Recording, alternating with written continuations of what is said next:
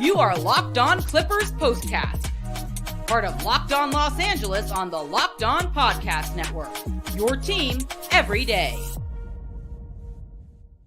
Cast on the Locked On Sports LA YouTube channel, the place to hang out when every game is done or nearly done, as the Clippers have forced the Bulls to throw in the towel. About a minute to go. We are rolling along. I am Pete Fox. Thank you for joining me here. We come on after every game and we talk about it. We break it down. Tonight's postcast is brought to you by Prize Picks, the easiest and most exciting way to play daily fantasy sports. Go to prizepicks.com/LockedOnNBA and use code all lowercase LockedOnNBA for a first deposit match up to $100. We are officially final. Clippers get the W in Chicago at the United Center over the Bulls, 126-111, and continue to be the best road team in basketball dating back to mid-November. So that's something to feel good about. I think the thing we all felt best about coming into this one, that warm feeling, put a big smile on our face to see that Kawhi Leonard was in fact in the starting lineup. So no ill effects from the back spasms or the thoracic event, as they called it. I guess it didn't make a lot of sense, the fact that they sent him home early in that last game a couple of nights ago, because they said sitting on the bench or in the locker room or anything like that is just uncomfortable when your back is spasming. So they, Ty Lue and the staff just felt it would be best to send him home for the night to get comfortable. And apparently it worked. Whatever his regimen is when he gets home, heat, ice, both. I think you start with the ice, then you go to the heat, or maybe with the back, you just stay away from the ice. Just heat was really what he needed, because he played very well tonight. He and Paul George were fantastic from Jump Street, and Bones Highland had a career night. I'm becoming a bigger fan of Bones Highland every time I see him play. Plays with a ton of energy, fearless, smooth, and fast. Just a lot of speed. Tonight, he had a double-double. But all in all, did just about everything. He had 17 points, 11 assists, 5 rebounds, and 4 steals, and a 126-111 win for the Clippers. That was really fairly complete. I look at it and I say, not a lot to be upset about, not a lot to complain about. There was a little bit of time in the third where they got a little loose, got a little sloppy. Kawhi Leonard making behind the back passes didn't work out, rolled out of bounds. A couple of turnovers led to a 10-2 run for the Bulls. But to the Clippers' credit, something we've complained about, something we've whined about, asked for a better approach on. When you give up a run, battle back. Don't let it slip through your fingertips. And they did not tonight. At the end of the third, it was 92-80. So even though the third was a fairly ugly quarter for them, Clippers prevailed by 1 in that quarter, 28-27. But it was just definitely a period of time where you're thinking, all right, they've been good all day. They've been comfortable doing what they need. They built a 16-point lead in the first half. They led at the break by 11, 64-53. Everything was working, passing the ball around the perimeter. Oh, you know how I love that. It just makes the game look so much easier. I don't know why they don't do that all the time. Just pass the ball around the perimeter. Find the open man. It's too hard to defend. I know you have to play iso ball on occasion. It's like running the ball in football. You can't just run it or just throw it. You got to keep the defensive honest. And that's the same thing in basketball. You can't just work the ball around the perimeter, run the weave. You got to keep the defense honest and penetrate, kick, things like that. But coming into this game, they were talking about the fact that the last time these two met up last week, I guess 5 or 6 days ago at this point in LA at Crypto, the Clippers did a really nice job beating the Bulls. It was one of those games where they had to battle back to do it, and they did, but they did it with nice penetration in the paint, working the paint well with Zubats, and they had a perfect example of Norm Powell in the paint. So they felt like that was something they would need to do again tonight. And I really felt like they did. They worked the paint. They did just about everything well tonight. They limited turnovers. They limited offensive rebounds on the Bulls, which is something that really caused them against the T-Wolves a couple of nights ago. And I think another factor that was a focal point for Ty Lue and his staff was slowing down DeMar DeRozan. And boy, did they do that. He was 1 of 6 in the first half. So you really like to see that when they more than likely had a goal, something that they were trying to do, and it worked.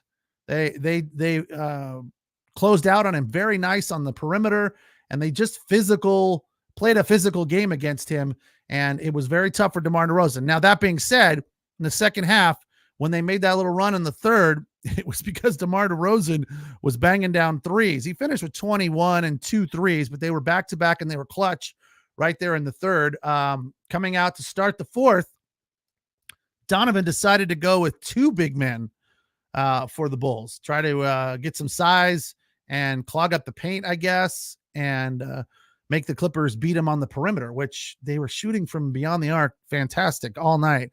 They finished 20 of 41 for 48%. Anytime they're like, what was the number? 25 and 5 when they shoot over 40% from beyond the arc, something big like that. I know it was single digit losses, but well in their favor when they shoot well from beyond the arc. And tonight they did 59% from the floor, little shy at the free throw line, 71% going 10 of 14. But I was thinking, when the Bulls went with 2 big men in the low post, why didn't the Clippers match that? I know that's probably simplistic and too obvious to do, but the Clippers got 3 big men. Why don't you put Tyson Zhu in there and see what happens? I mean, I know Ty Lue would probably try to overthink it and go small and have no big men out there, but why not give it a go? All you're trying to do when you've got a big lead at that point, you're up 12 going into the fourth. All you're trying to do is not leave the barn door open, not let them back in the game, burn up minutes. So throw out your big men and match them. It was working for a little bit. It was like, oh, they found something. But then the Clippers shut it down, banging down threes. I was like, all right, nice try there. It just didn't really work out for you. So all in all, there is just so many things to feel really good about with this win going into a big game tomorrow against the Pelicans in New Orleans. So we'll get into a couple of those other hot spots that we've talked about with the Clippers being issues. And tonight they really weren't. And we'll break it down right after this. I am Pete Fox. Thank you for joining me here on the Locked On Sports LA YouTube channel and listening on the Locked On Clippers podcast feed.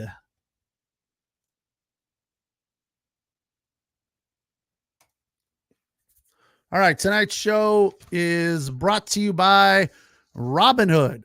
Did you know that even if you have a 401k for retirement, you can still have an IRA? Robinhood has the only IRA that gives you a 3% bonus on every dollar you contribute when you subscribe to Robinhood Gold. But get this, now through April 30th, Robinhood is even boosting every single dollar you transfer in from another retirement account with a 3% match. That's right, no cap on a 3% match. Robinhood Gold gets you the most for your retirement thanks to their IRA with a 3% match. This offer is good through April 30th. Get started at robinhood.com/boost. Subscription fees apply. And now for some legal info, claim as a Q1 2024 validated by Radius Global Marketing Research. Investing involves risk and includes loss. Limitations apply to IRAs and 401ks. 3% match requires Robinhood Gold for 1 year from date of your first 3% match. Must keep Robinhood IRA for 5 years. The 3% matching on transfers is subject to specific terms and conditions. Robinhood IRA available to U.S. customers in good standing. Robinhood Financial LLC member SIPC is a registered broker-dealer.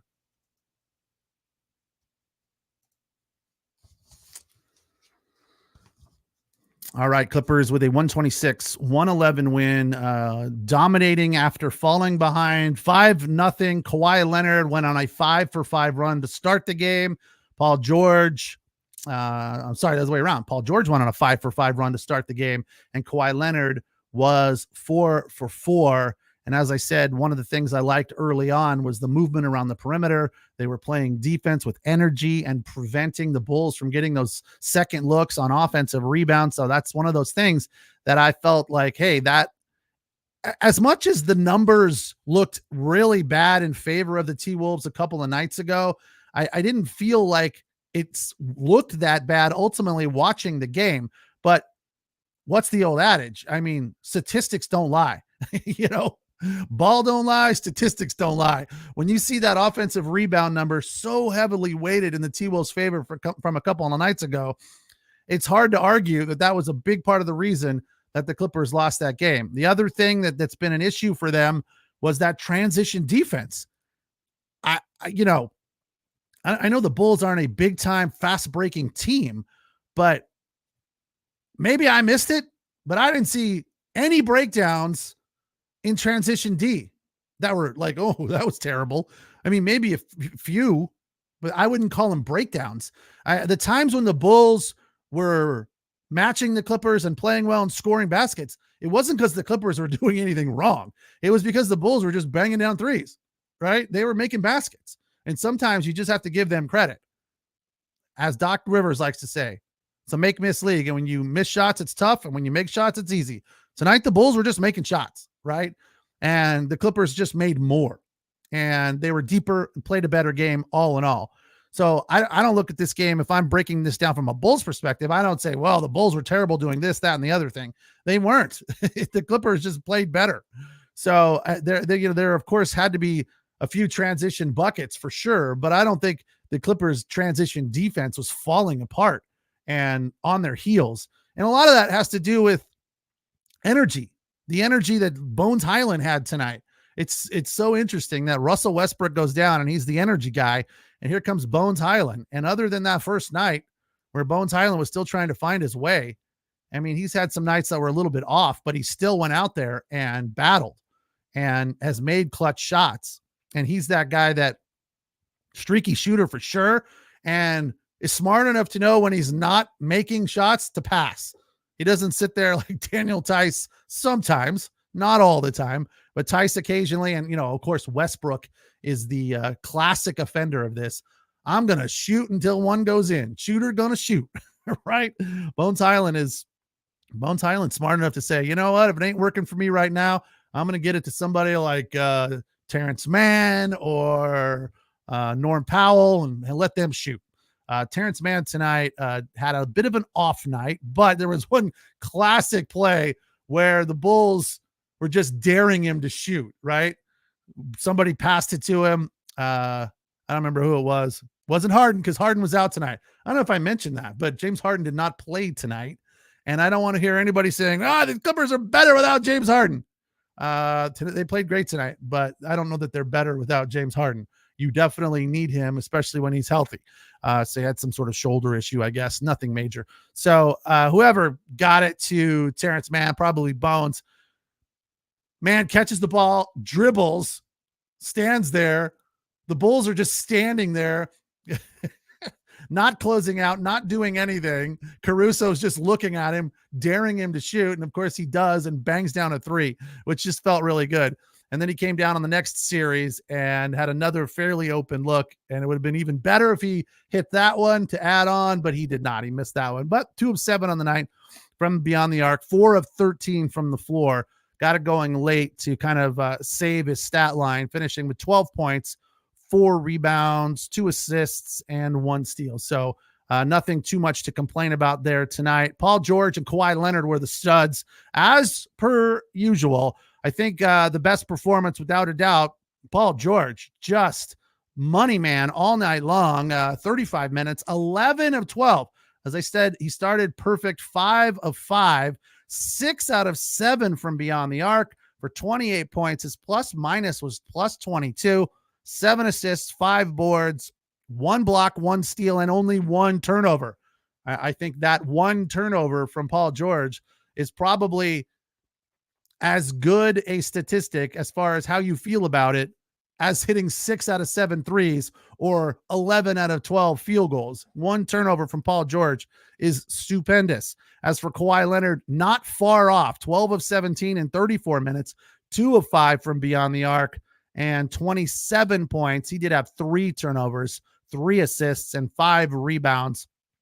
So just a great night for both of those guys. And I think the fact that Kawhi Leonard was banged up a couple of nights ago, and a lot of people were throwing up their hands going, here we go again.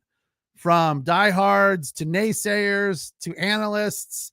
Even I thought that. Here we go again. Kawhi Leonard with a nagging injury. And who knows, maybe tomorrow night he won't be able to play. But he looked really good tonight. And the report was after that one basket that I referenced where he looked very fluid and smooth early in the game a couple of nights ago against the T-Wolves, when he came down and landed, that's what kind of tweaked his back. And I've had that happen where you're just, you're like sitting there doing nothing and you reach for the remote, or you're opening the refrigerator door, or, turning the air conditioning in the car down, something very, very minimal and simplistic, and you just tweak your back. So I get it, especially playing in an NBA game, which is very physical. Totally makes sense to me that something simple like that. And when it's a nagging injury, anything can set it off. So the good news is back tonight, playing well, and no ill effects of that back issue from a couple of nights ago.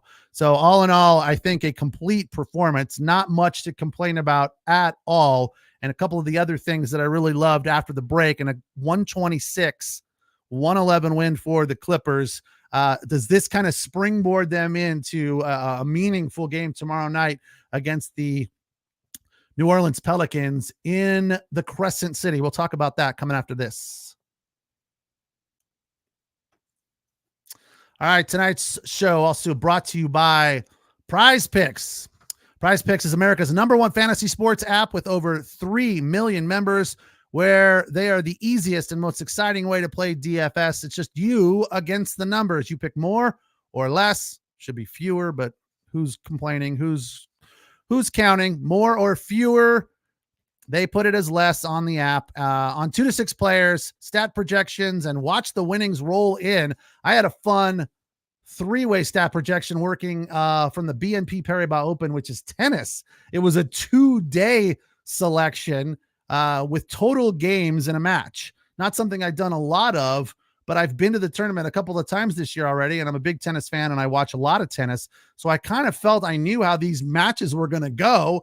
And to my credit, pat myself on the back, I hit a 3-way selection, which feels really, really good. They've also added this new thing called the Demon Time on Prize Picks, where you can now win up to 100 times your money with as little as 4 correct picks. You can turn $10 into 1,000. Demons and goblins are the newest and most exciting way to play Prize Picks. Squares marked with red demons or green goblins get you different payouts, meaning the numbers go up or go down, and a little bit more difficult to reach those demons. The goblins, I believe, are a little bit more easy, but if you hit one of the demons, you can win 100 times your money with, again, as little as 4 correct picks. Quick deposits and easy withdrawals. My initial deposit was super painless and hassle-free, and I got 100% of my deposit as a bonus. Go to prizepicks.com/LockedOnNBA and use the code LockedOnNBA for a first deposit match of up to $100. That's prizepicks.com/LockedOnNBA and use code LockedOnNBA for the first deposit match up to $100. Pick more, pick less. It's that easy.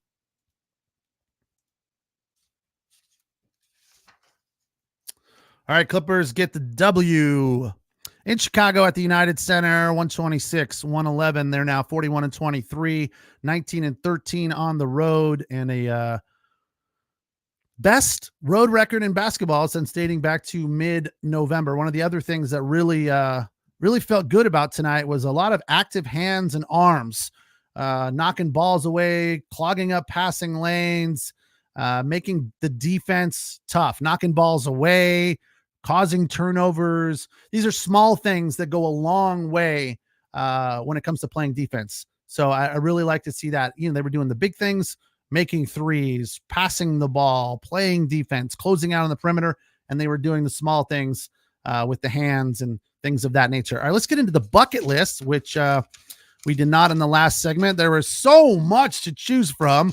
We'll run through, I believe I have 6 tonight on the top 5 shots of the night on the bucket list. For number 5, Bones Highland hit his first three with a hand in his face, and there was 3 seconds on the shot clock. I believe it was at the 8:54 mark of the first quarter. And what was good about this was, I mentioned, the Bulls went out to a 5-0 lead. Clippers missed a few early on, and then they got right back, tying the score at 5. And then from there, it was all LA. So Bones tied the game. And basically, you could say, I don't know if it's the dagger, but pretty close. He tied it. The Clippers never were behind again. For number 4 on the bucket list, Paul George, his third of 3 consecutive threes. This one was on the, I think it was a corner 3, maybe on the wing. It was at the 134 mark of the first. It made it 33-20, so a double-digit lead there for the Clippers. For number 3 on tonight's bucket list, Kawhi Leonard, a baseline drive, hang and bank it in with seconds on the clock in the first half, a 2.4 time on the clock to make it 64-53. Clippers go into the locker room at the break, leading by 11.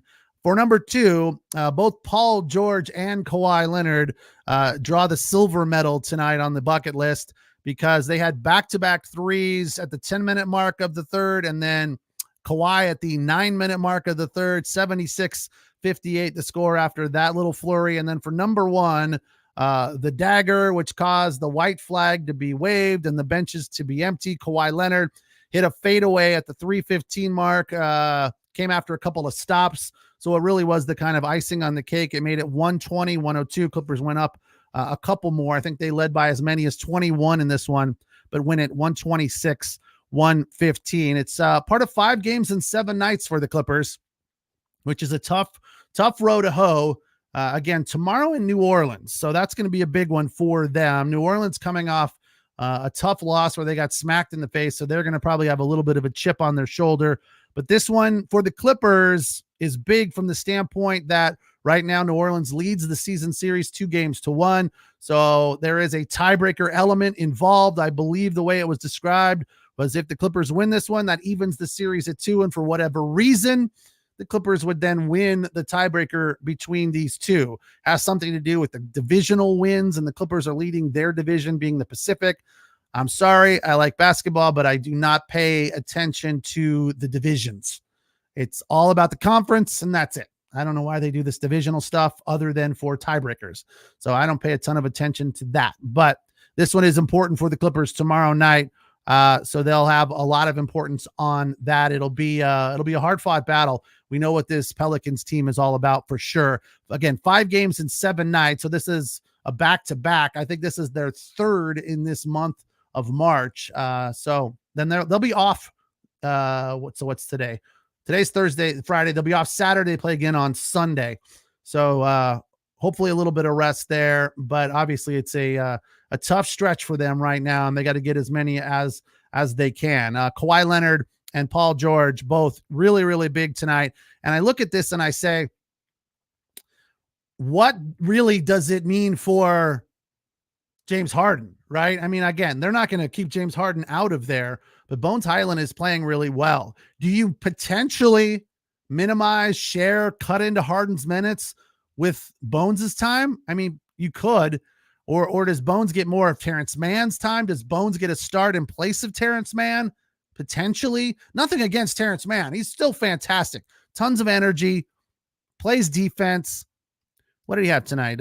1 steal, no blocks, but 12 points, a plus-minus plus 10. They all had pluses. Paul George was plus 22. Kawhi Leonard plus 21. Zubats plus 23. Didn't really need a ton of points from Zubats tonight. That security blanket, if you will, in the paint wasn't necessarily needed, but 8 rebounds. Those were big. He had 1 big tip in. That was a momentum swing for them in the second half. He finished with just 6 points from the bench.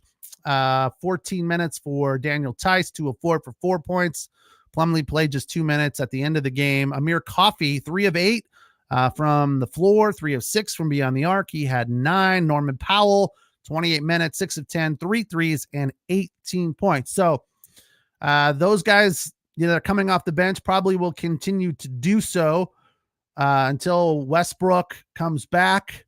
I think Bones Highland gets a few more starts.